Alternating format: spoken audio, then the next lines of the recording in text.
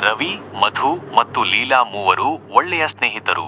ಬೇಸಿಗೆ ರಜೆಯಲ್ಲಿ ಅವರು ತಮ್ಮ ಅಜ್ಜನ ಹಳ್ಳಿಗೆ ಹೋಗಿದ್ದರು. ಹಳ್ಳಿ ಪಕ್ಕದಲ್ಲೇ ದೊಡ್ಡದಾದ ದಟ್ಟ ಅರಣ್ಯವೊಂದು ಇತ್ತು. ಆ ಅರಣ್ಯದೊಳಗೆ ಒಂದು ಹಳೆಯ ಖಜಾನೆ ಇದೆ ಎಂದು ಹಳ್ಳಿಯವರು ಹೇಳುತ್ತಿದ್ದರು.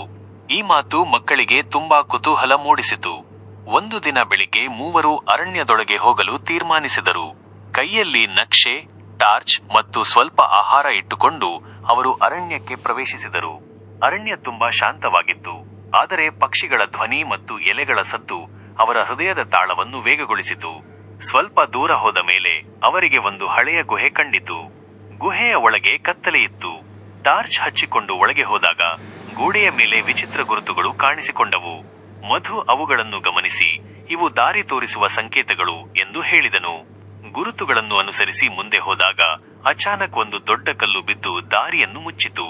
ಲೀಲಾ ಹೆದರಿದರು. ರವಿ ಧೈರ್ಯ ತೋರಿಸಿ ಸುತ್ತಲೂ ನೋಡಿದನು. ಒಂದು ರಹಸ್ಯ ಲಿವರ್ ಕಂಡು ಅದನ್ನು ಎಳೆದಾಗ ದಾರಿ ಮತ್ತೆ ತೆರೆಯಿತು. ಕೊನೆಗೆ ಅವರು ಒಂದು ಸಣ್ಣ ಪೆಟ್ಟಿಗೆಯನ್ನು ಕಂಡರು. ಅದರಲ್ಲಿ ಚಿನ್ನ ಇರಲಿಲ್ಲ, ಆದರೆ ಹಳೆಯ ಪುಸ್ತಕಗಳು ಮತ್ತು ಹಳ್ಳಿಯ ಇತಿಹಾಸದ ಮಾಹಿತಿ ಇತ್ತು. ಮಕ್ಕಳು ಅರ್ಥ ಮಾಡಿಕೊಂಡರು, ನಿಜವಾದ ಖಜಾನೆ ಜ್ಞಾನ ಮತ್ತು ಧೈರ್ಯ. ಮೂವರು ಸಂತೋಷದಿಂದ ಹಳ್ಳಿಗೆ ಮರಳಿ ತಮ್ಮ ಸಾಹಸದ ಕಥೆಯನ್ನು ಎಲ್ಲರಿಗೂ ಹೇಳಿದರು. ಆ ದಿನದಿಂದ ಅವರು ಇನ್ನಷ್ಟು ಧೈರ್ಯಶಾಲಿಗಳಾಗಿ ಬೆಳೆದರು. ಇದು ನಿಜವಾದ ಸಂಪತ್ತು ಜ್ಞಾನ ಎಂದು ಸಾರುವ ಉತ್ತಮ ಕಥೆ.